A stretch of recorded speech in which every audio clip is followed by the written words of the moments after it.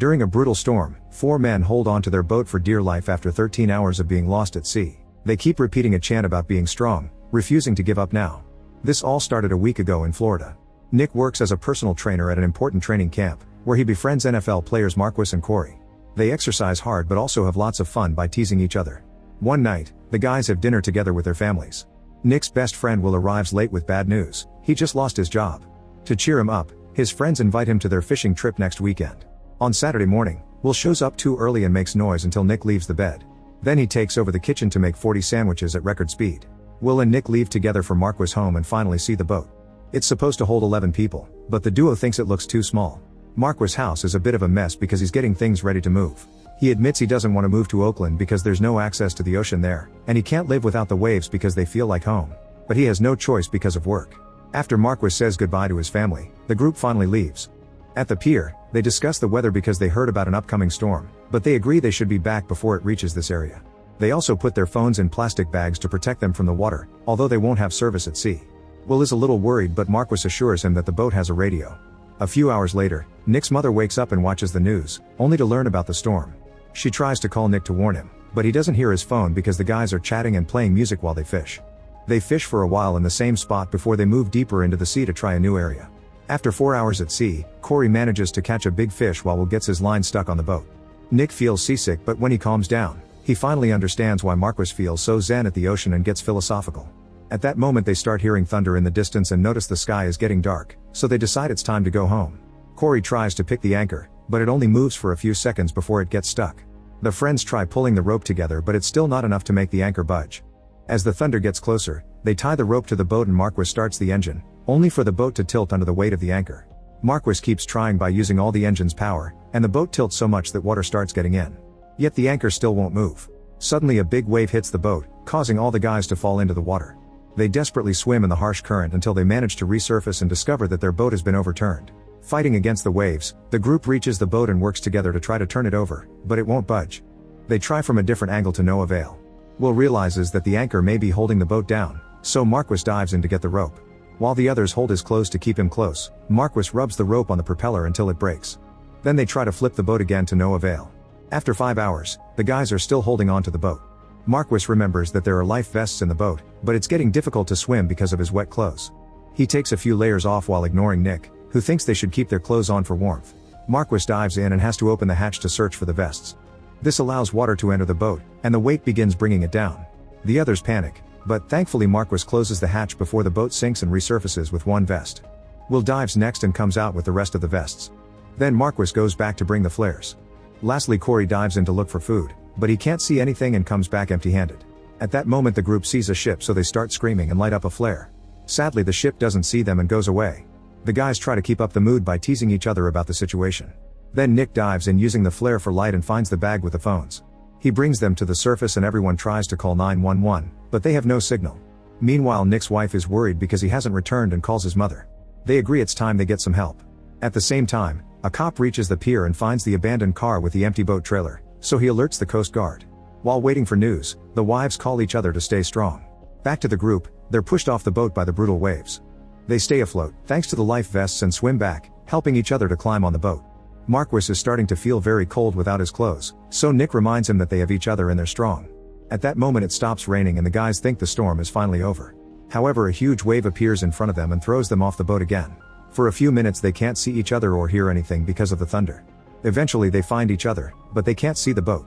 After a bit of searching, Corey finally finds it floating nearby and quickly climbs on it so that the others can see him. Marquis says he cut his leg when he fell and needs help to move.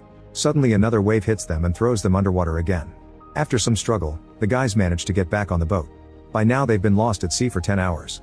While Corey tries to give an encouraging speech, Marquis feels really weak and says that if he's meant to die, it has to happen at sea. Nick refuses to accept this and calms him down by making him think about his family, but now Marquis thinks his daughter is there. The guys realize the hypothermia is getting to him, so they surround him and light another flare to keep him warm. It's been 20 hours of being lost at sea and the rain is back. Marquis' body is slipping off the boat, so Will tries to pull him back up. In the struggle, Marquis accidentally punches him and Will falls into the water. Nick quickly helps him climb back while Corey embraces Marquis to keep him still, since his mind is still hallucinating because of the hypothermia. Eventually he ends up slipping off the boat and the others have to work together to bring him back up. At the Coast Guard office, the employees are searching for any SOS messages. The men's wives call them to tell them about the missing group, so the employees realize that the abandoned car belongs to them. Captain Timothy announces that their status is going from alert to distress and their aircraft must go out. The pilots start the search, but they have trouble because there's almost zero visibility and the storm has knocked out their radar. Two of the wives get together to search the boxes for Marquis' old GPS, hoping it'll have the coordinates to his favorite fishing spot. At that moment they get a call from Timothy, who tells them he needs some clue or the pilots will have to come back. Luckily the wives find the GPS just in time and give him the coordinates. Timothy's team checks the system and they learn of a shipwreck in that area, so the wives confirm that the guys talked about seeing that shipwreck during previous trips. Timothy immediately sends the aircraft in that direction. On the boat, the guys tell Marquis to open his mouth and drink the rain. The waves are getting worse by the second and the group keeps sliding off. Corey starts feeling very hot, so Will reminds him that hypothermia messes with their minds and tries to help him breathe. Another wave makes Marquis fall, but he's so sick that he can't swim. Will is thrown off as well and Corey almost follows, but Will quickly climbs back to keep him in place. A panicking Nick jumps into the water to look for Marquis, however it's too dark to see anything and the waves keep pushing him back. Nick has no choice but to return to the boat to avoid drowning, and the three of them yell in frustration and grief as they realize Marquis isn't coming back. Corey gets so crazy that he pushes Will off, yet Will never gives up and comes back to hold him through his sorrow.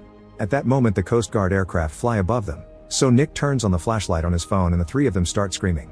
The pilots still can't see them and are considering going back, but suddenly a man sees a flash of light in the corner of his eye. The other pilots double check and still see nothing, so they assume it was a reflection on the water and leave. While another wave throws the guys off, the wives receive a call informing them that the search has been called off because of the weather. They'll start again when the storm clears. The wives try to stay positive and hold hands for comfort. In the Coast Guard office, Timothy calls a ship called Tornado for help and the commander immediately wakes up his crew to make them keep an eye out for the boat. By morning, only Nick and Will have managed to climb back on the boat after the last fall. They keep yelling Corey's name but there's no answer. Will points out that Marquis and Corey were stronger than them but didn't make it, so he loses hope for himself. Nick insists he needs to put on some clothes but Will refuses to dive to search the boat, and they end up arguing. Suddenly two sharks start swimming around the boat and the guys panic. They move to the highest spot and realize that the sharks are probably attracted to the fish they caught earlier. When the sharks search the boat, Will's sandwiches come out and start floating. The duo wants to grab them but the sandwiches are too far away and the men can't get in the water because of the sharks. Since they have nothing to do but wait, they try to chat to keep themselves distracted. However, Will brings up heavy subjects like eternity and faith. Nick doesn't consider himself an atheist but he doesn't see the point in praying to the same God that caused this in the first place. When Nick starts ranting with clear anger, Will asks him not to give up on God yet. Nick hugs him and says he isn't giving up on anything, then they start repeating their "We Get Strong" chant. The media starts talking about the missing NFL players and the tornado keeps on searching, but the visibility is poor so the crew can't see much either. Meanwhile, Nick's wife tells his parents that the search has been postponed. His mother is furious and rushes to the Coast Guard office to yell at Timothy, who explains that he can't risk his pilots' lives and promises they'll go out again soon. She wonders if her son is dead and Timothy tells her to trust her gut. Back to Will and Nick, they're thrown off the boat once more and they have to swim against some very savage waves to get back to the boat, only to be pushed again. They return to the boat as fast as possible and Nick gets an idea. He gets in the water to pull at the cables from the engine until they break, then he says they should tie themselves to the boat. Will thinks it's a bad idea because they'll drown, but Nick points out that at this rate they'll drown anyway. They tie the cables around their waists and when another wave hits them, they don't fall. Moments later, a bigger wave manages to throw the guys off the boat, but the cables keep them close so they climb back pretty quickly. At that moment a plane flies by and the duo tries yelling and waving their arms, but they aren't seen and the plane leaves. Nick and Will can feel the despair taking over their minds. A few moments later, Will realizes they've been on the water for 24 hours and wonders why nobody has rescued them. There's some visibility now thanks to the morning sun, so he decides to untie the cable and dive to look for food. He comes back with a bag of pretzels and a drink. At that moment Will sees something in the distance and thinks it's land. Nick tries calling 911 and texting his wife, but he still has no signal. He wonders if they may be hallucinating, but Will points out that two people can't hallucinate the same thing. Since planes have flown by without seeing them, he thinks they should take the risk now. They untie the cables and leave the boat to start swimming toward the supposed land. However, after just a few minutes, they lose sight of both whatever it was they saw in the boat. When they turn around, they realize they can't see each other either. They desperately swim around trying to find anything, and eventually Nick makes it to the boat. Will soon arrives as well and Nick has to help him stay afloat. The storm finally clears, so the tornado and the aircraft continue their search. This time the radars work well. After 30 hours at sea, Nick notices Will has been too quiet and checks on his state of mind. Will admits he's thinking about his funeral and wonders if he'll be there. He lies down as his body starts trembling and thinks about what would have happened if he had gotten married, pointing out that maybe a wife would have made him stay home. As he starts having a breakdown, Will asks Nick to send a message to his parents. However, before he can decide on the message, He starts feeling very hot and tries to jump into the water. A wave hits them while Nick grabs the cables to keep Will close. He even wraps his arms around him to hold him, but Will takes off his vest to free himself. Another wave hits them and Will slides off the boat, so Nick keeps pulling at the cables to try to bring him back. Unfortunately, a third wave comes and pushes Will away, leaving Nick alone and yelling in despair. At the Coast Guard office, Timothy hears that both aircraft came back without results. He tells his team not to lose hope and work hard to find the victims. In the evening, the Tornado crew gives up as well, although two men decide to stay outside a little longer.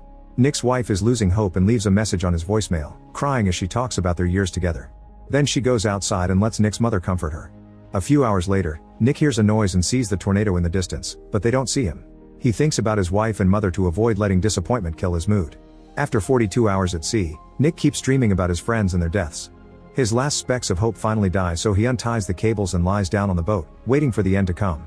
At that moment, the tornado finally sees him and they send out a boat to rescue him. Timothy receives the news on the radio and immediately sends out the aircraft as well. A helicopter soon lowers a stretcher and Nick finally gets to leave the sea safely. The Tornado crew and the Coast Guard celebrate their success while paramedics take care of Nick's injuries. Timothy calls Nick's family and they get to celebrate, but the other wives aren't so lucky. 6 months later, Nick can hear his friend screams every time he is near water. This is based on a true story. The search for the other men continued for several days, but it had to be called off and the victims were declared lost at sea. Make sure to subscribe and turn on notifications so you can watch more videos like this. Thanks for watching.